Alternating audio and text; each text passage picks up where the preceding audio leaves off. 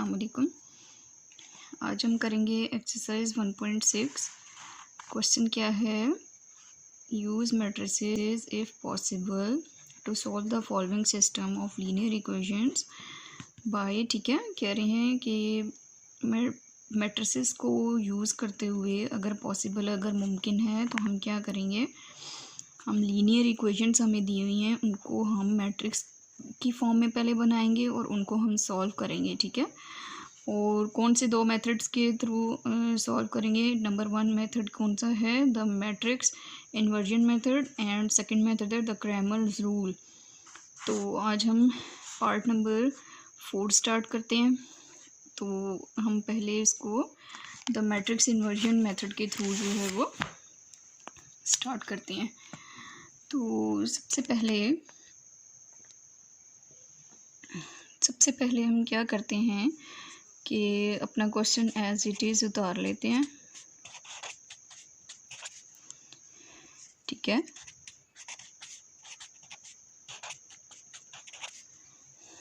अब इसके बाद आपने अभी जो है वो क्वेश्चन में पढ़ा था कि इफ़ पॉसिबल यूज़ मैट्रिसेस। ठीक है, हमने इसको अब इन लीनियर इक्वेशंस को हमने क्या करना है, मैट्रिसेस की फॉर्म में बनाना है। तो मैट्रिसेस हम लोग पहले जो है वो 3 पार्ट इसके कर चुके हैं, तो आज हम 4th पार्ट कर रहे हैं। देखिए, जो हमारे कांस्टेंट हैं उनको हम मैट्रिक्स की फॉर्म में लिख देते हैं। अभी देखिए यहाँ -2 है तो हम इसको -2, और इधर भी जो है वो -2 है तो हम लोग -2 लिखेंगे। ठीक है, और हमारे पास जो वेरिएबल्स हैं, कौन से 2 वेरिएबल्स जो हैं वो इक्वेशंस में इंक्लूड्स हैं, x और y। तो x और y लिख दिया, इक्वल का साइन, और हमारे पास ये जो 2 वैल्यूज़ हैं इनको भी हम क्या करेंगे, मैट्रिक्स की फॉर्म में लिखेंगे, -6 and -10।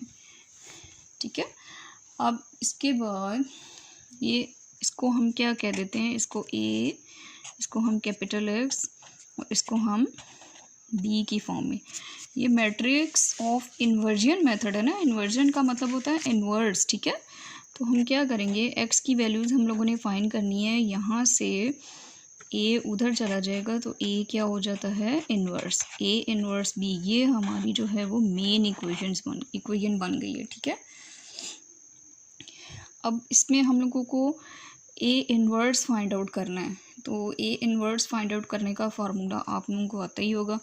a inverse find out करने का फार्मूला क्या था, a इन्वर्स फाइंड आउट करने का फार्मूला क्या था, adjoint a divided by determinant of a। It's mean कि हम सबसे पहले डिटर्मिनेंट ऑफ a फाइंड करेंगे। डिटर्मिनेंट ऑफ a फाइंड करने के लिए हम मैट्रिक्स को डिटर्मिनेंट की फॉर्म में, ठीक है, लिख देते हैं, सीधी लाइन के फॉर्म में। अच्छा, अब देखें, डायगोनल को हम आपस में मल्टीप्लाई कर देते हैं, 3 मल्टीप्लाई बाय -2, और जो बाकी हमारी वैल्यूज़ बची हैं उनको हम -2 मल्टीप्लाई बाय 5। अब 3 2s are 6, तो ये माइनस था, -6, 2 5s are 10, minus minus plus 10 हो गया। ठीक है, तो देखिए माइनस प्लस माइनस, तो हम क्या करेंगे, माइनस करेंगे। 10 में से 6 को माइनस किया तो 4। देखिए बड़ी वाली वैल्यू के साथ हमारे पास प्लस का साइन है, तो इसलिए जो है वो प्लस का साइन ही रहेगा। देखिए ये क्या है, नॉट इक्वल टू 0। इसका क्या मतलब है, इट इज़ नॉन सिंगुलर, कि ये नॉन सिंगुलर है। इसको हम आगे सॉल्व, अगर तो ये 0 के इक्वल आ जाता तो हम इसको आगे सॉल्व नहीं कर सकते थे। ठीक है, अब हम क्या करेंगे, अब हमने देखें डिटर्मिनेंट फाइंड कर लिया, अब हम क्या फाइंड आउट करेंगे, एडजॉइंट फाइंड आउट करेंगे, adjoint A. Adjoint A find out करने के लिए हम क्या करते हैं, आप लोगों को पता है कि जो डायगोनल में वैल्यूज़ होती हैं उनको हम क्या कर देते हैं, चेंज कर देते हैं। ये देखिए ये डायगोनल में 3 और -2 को हम क्या करते हैं, ऊपर ले जाते हैं, 3 को हम नीचे ले आते हैं, और जो बाकी की वैल्यूज़ हमारे पास 2 बचती हैं उनके हम साइन चेंज कर देते हैं। ये -2 है, इसको हम 2 कर देते हैं और इसको -5 कर देते हैं। ठीक है, हमारे पास एडजॉइंट ऑफ ए भी आ गया और डिटर्मिनेंट ऑफ ए भी आ गया। अब हम लोग क्या करेंगे,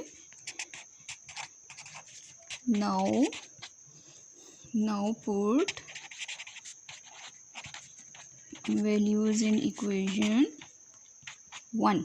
ठीक है, जो हमने इक्वेशन 1 हमारी ये थी, इसमें अब हम क्या करेंगे, वैल्यूज़ पुट आउट करते हैं। इक्वेशन हमारी कौन सी है, x equal to A inverse b। ठीक है, इसमें अब हम क्या करते हैं, वैल्यूज़ पुट कर देते हैं। देखिए x और y है, उसके बाद a इनवर्स में हमारे पास क्या है, एडजॉइंट ऑफ a। ठीक है, adjoint of a -2, 2, -3, 5 and 3 divided by determinant हमारा क्या था, डिटर्मिनेंट हमारा आया है 4, और b की वैल्यू हमारी क्या थी, ये देखें, b की वैल्यू हमारी -6 एंड -10।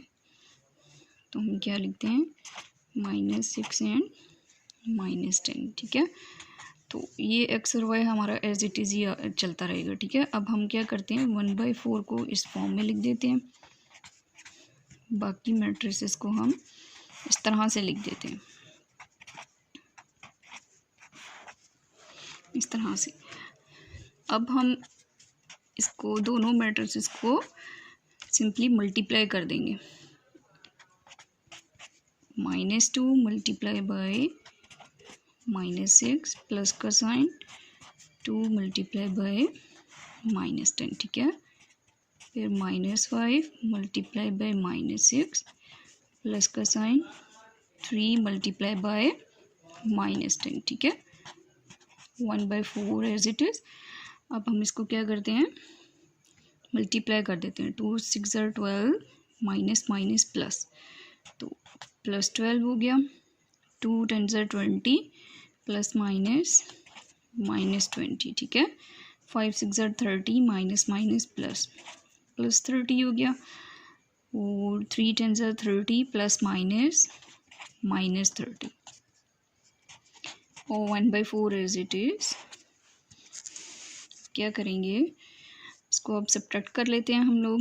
देखिए प्लस माइनस माइनस, 12 में से 20 को सब्ट्रैक्ट करेंगे तो 8, लेकिन बड़ी वाली वैल्यू के साथ हमारे पास माइनस का साइन है तो माइनस आ जाएगा, और ये plus minus minus, 30 out of 30 0।